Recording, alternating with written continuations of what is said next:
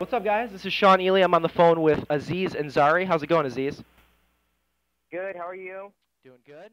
And so, like I said, we have some dating relationship questions here submitted by our RedEye readers. So are you ready to take those on? Okay, go ahead. Okay, cool. First off, I have no good advice, so I would take this with a grain of salt. I think it's one of those things where, like, nobody really has. It's just, opinions are opinions, It's so different for everybody. So we'll see what you would do in these scenarios, okay? Okay, cool. Okay. So first one. So this is from Kara Adams, and she says, I'm moving for a couple years to go back to school. Any advice for long-distance relationships? Oh my God! Any advice? That's a horrible thing to get into, unless you really, really care about the person. So I don't know. I would think that's probably not going to go well. Also, it's kind of weird you're giving their first and last name.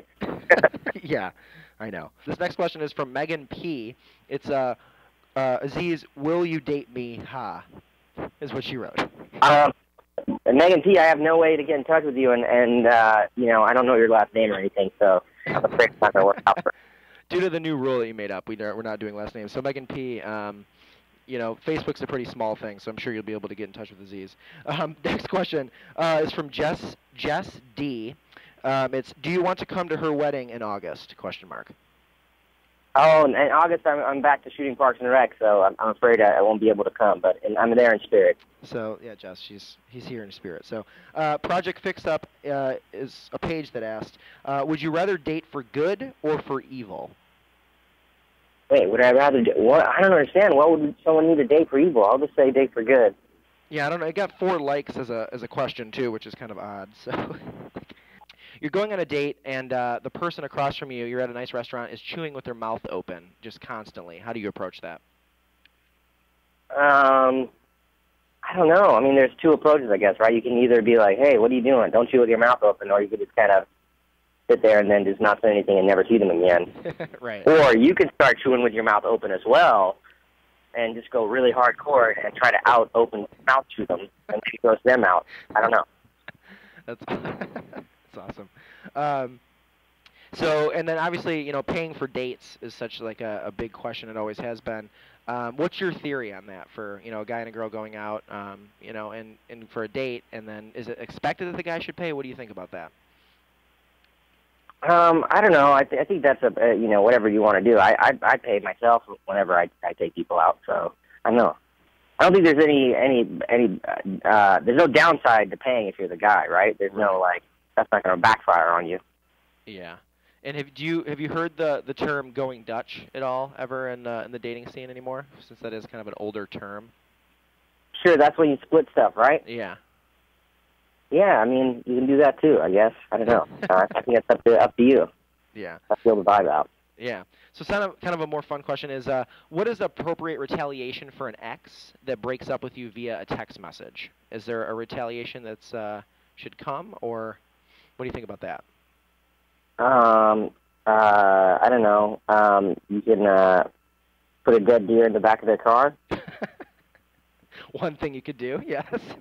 Yeah, that's probably appropriate. Next one is it a bad idea to research a person on Facebook or Twitter before you go on a first date with them? I don't know. That's an interesting question. There's a lot of people that do that, and some people say, like, oh, they do that, and then when they meet them, they're like, oh, I already know everything about you. Why do we do this? So I don't know. Maybe keep a little mystery and don't do it, and then if that's not fun, then go back to doing it. Yeah.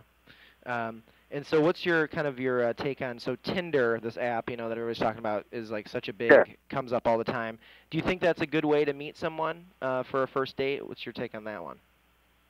I think any way to meet someone is a good way to meet someone. I mean, the goal is to try to find someone you have this kind of spark with. So if it's through that or anything else, I don't think it really matters how you meet them. But I think it's, whenever we talk to people, whenever I talk to people about online dating, I feel like the people that struggle the most with it are the ones that just spend forever sending messages and stuff and don't actually meet up with people. And I think the key to any of that stuff is just to actually meet people in person. Yeah.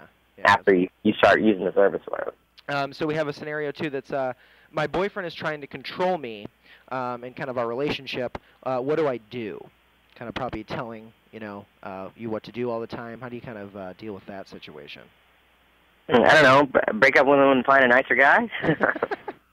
It's so simple. This is why I don't give dating advice because my stuff's very blunt and to the point. Well, that's all right though. So many people are trying to always beat around the bush and like, well, if I stay with him for another 18 months, maybe things will get better.